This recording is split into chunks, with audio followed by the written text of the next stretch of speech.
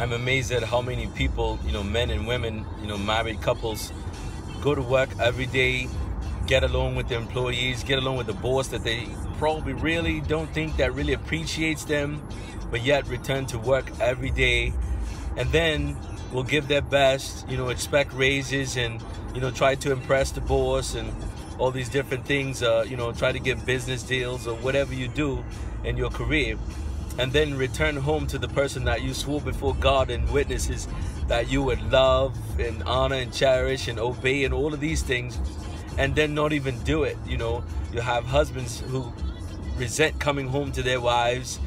You have wives who resent coming home to submit to their husbands. All of these things are the reason that the world is what it is. When the family is out of order, everything in the world is out of order, because family is the foundation of the world.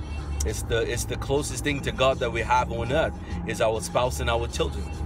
So, as a spouse, we have to wake up every day with the mind that, the things that we work, whatever our career is, whatever we do, those things are to benefit what we love, our spouse and our children, and the things that we, plan to do better in the world. We don't go to work and give everything to work and then come home and have nothing to give the person that we said we love. That house that you're buying, that car that you drive, those kids that you say you cherish and all of that.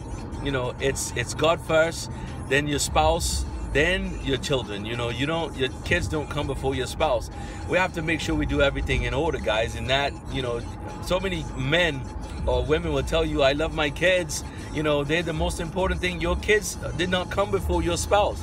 You can't even have kids without a spouse. And you didn't have a problem with your spouse before those kids got here. When you were, doing what it takes to get them here, you were having a good time doing that. And so that love doesn't change. People change, because we get lackadaisious, we get complacent, we get comfortable, and that's not what you do in a relationship. You get married to date. You get married, you turn it up. You don't turn down. You don't start settling in and start letting me see you any kind of way, or you start just doing things that don't attract your mate or don't interest your mate. You're supposed to continue to grow and flourish and develop and all these things. You don't get married and just get into a work pattern and stop being a mom.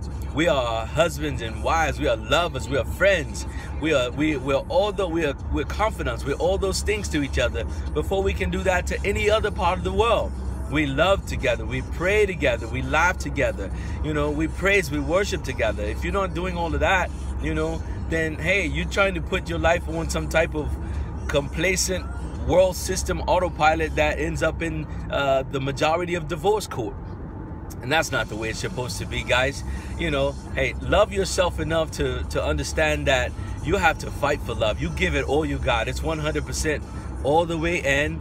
And you have to have God in all of that. He can't be an outsider. He has to be completely the foundation, the center, and the head of it. And you have to, you have to love your mate. And love is not a feeling, it's a choice. So, I hope you choose to fight for love. And I hope you understand that your marriage takes an effort. It takes a beautiful effort. It's a great and beautiful work. Love each other with all you have. Fight for love. Pray for one another.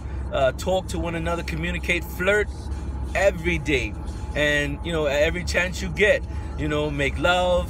Go out. Go on dates. Whatever you got to do. Keep the fire burning. It's up to you. It's not up to everybody else. It's not up to your job. It's not up to anybody else but you too. Focus in on what is important. Love God, love each other, love your kids, and be a blessing to everywhere you go. Hey man, God's excited about your future, so am I.